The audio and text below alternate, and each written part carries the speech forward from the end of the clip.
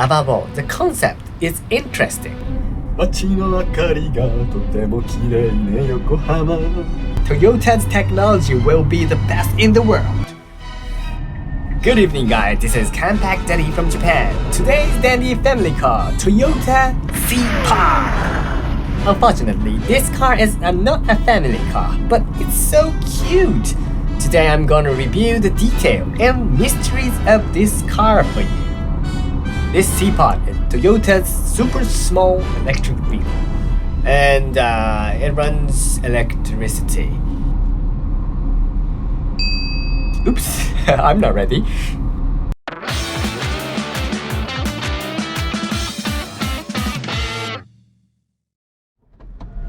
Well, excuse me, I was just looking up on Google. This C-pod is Toyota's first micro-electric vehicle. For now, it's only for lease.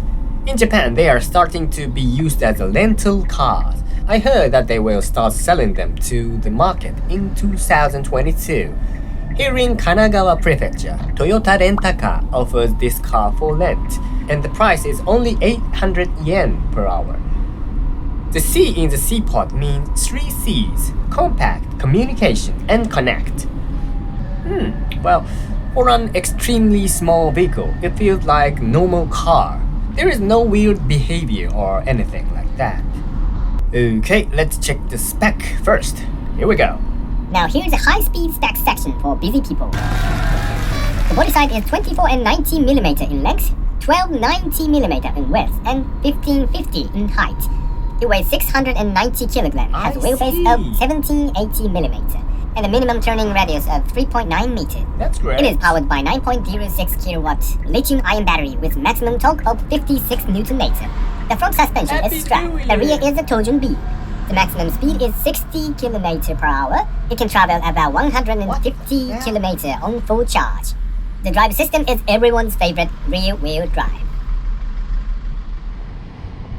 So, shall we talk about the exterior? It's very compact, or should I say micro. The futuristic feeling and the lovely look match each other well. It's like rice bowl that came from the future. Did you know? Japanese rice bowl is triangular. The color here is Yokohama red brick red? I don't know. It's Toyota Rent-A-Car's original paint. The C-pod has total of 8 color variations, and unpainted body panel versions are also available. So you can choose from an infinity number of body colors, like the original design I borrowed this time.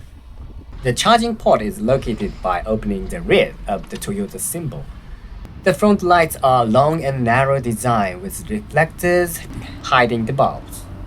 I remember now, it's a Cella. It has similar taste to the Toyota Cella. Do you know this car? When I was in elementary school, my homeroom teacher used to drive one. The rear of the car looks like this, but it has an aerodynamic shape. The rear lamp is a nostalgic bulb type, but I think it's nice and simple. The luggage is like this. It's very narrow, but it has enough capacity for shopping at the supermarket or commuting. I think it could be used for home delivery of lunchboxes or home medical service. The lighting pattern looks like this.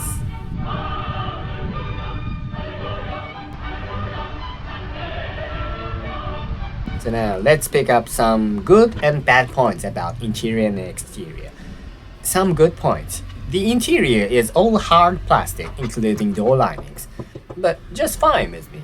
It's not a car that sells a luxury feeling in the first place.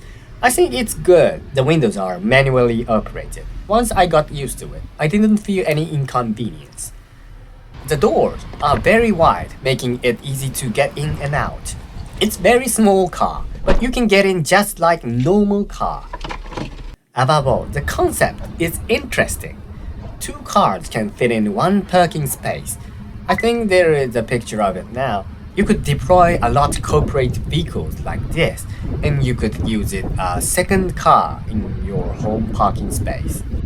And for this body side, it's equipped with tilt and telescoping handle. It is very nice to have a cooler and heated seat. The exterior shell is also thin, so it was a nice decision not to choose the heater.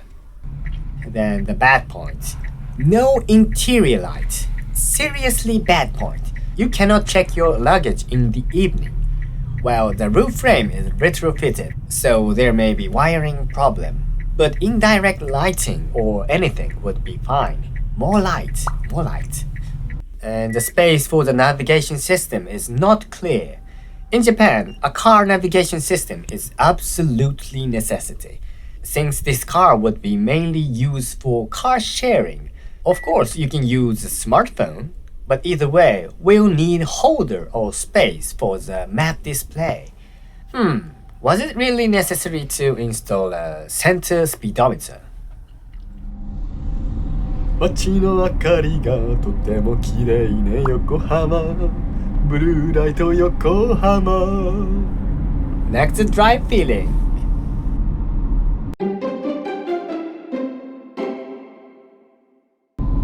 So now, some driving impressions. First, visibility. It's a manual window, so window touch is a bit of an eyesore. The rear view is blocked where I want to see the most, so I feel a little uneasy about checking. That's okay. I'm not in a hurry. I'm not tailgating you. But get out of my way. The throttle feel is very soft and it doesn't give you any exciting acceleration. But it does have maximum of 12 horsepower, so if you step on it deeply, you won't have any trouble when merging or changing lanes. It's also motor driven. Unlike the engine, there is no weak acceleration as you approach the maximum speed. So it was really not an inconvenience. This is the advantage of the motor, means electric vehicle, I think. The motor and gear powertrain is a modified version of the drive unit used in the Prius, released in 2016. The gear axle has been reduced from 2 to 3 to make it smaller, allowing the C-pod to be mounted in narrower vehicle widths. The brakes are also quite soft and a bit unreliable. The electric regenerative braking is working, so it's enough to stop the car, but it doesn't stop it quickly. The minimum turning radius is 3.9 meters, which is about 5.3 meters for a normal C-segment car. You can easily drive it through crowded back streets and European city street. Next, the noise level. Most of the exterior panels are made of plastic, so the quietness is not that great, as you can imagine. However, there is no wind noise, so it's not poorly made. You can see that they've sealed out the area that need to be. As for Toyota, they already made it an electric vehicle, not as electric cart. By the way, this car is handmade by craftsmen. Did you know that? I had a chance to see the production line, but it's still not like a conveyor belt production line. Of course, the battery and chassis parts are welded and manufactured by robots, but Toyota employees are assembling each car by hand. Thank you for your hard work. For the safety of your family, you should also check out the safety features. This car has good safety performance in spite of this minimum body size. Pre-crash safety with radar and monocular camera. It also has parking support brake for static object in front and behind, so you cannot attack in convenience store. Since the body size is small, the shock absorbing area is necessarily reduced. No wonder a small object is easily crashed. Therefore, hard high-tension steel is used everywhere. Thanks to this, the car has passed both frontal and offset collisions at 40 km per hour with no problem. Nice work. To put it simply, the frame is used to distribute the impact throughout the body. The NCAP means New Car Assessment Program crash test results have not been released yet in December 2021. Well, I don't think it's possible. But if we got a 5-star in this body size, Toyota's technology will be the best in the world. Finally, to summarize, this Toyota C-pod, a rice bowl filled with the future. as per the concept of making familiar transportation easier. It seems to have a wide range of applications, including sharing vehicle in the city and corporate vehicle for sales. To be honest, it's not sporty and fun at all, but just take a bite and your mouth will be filled with the future of electric vehicles. This is the family second car. It is 1/2 size of regular car and will fit in your parking space at home.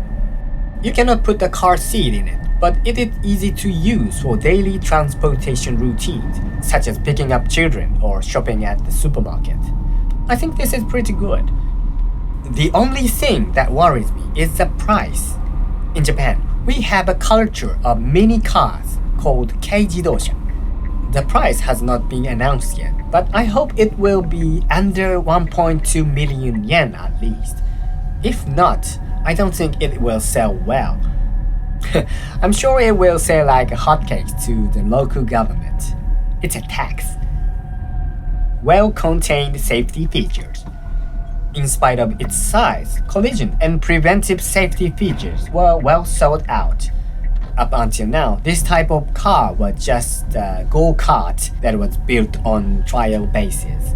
When I actually drove it, I could feel the feelings of we made this as a regular car.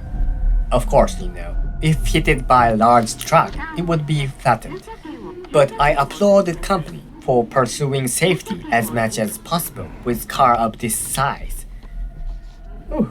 Now thank you for watching. That's all for today. To daddies and mummies all around the world, good job today. See you in the next video. Bye bye.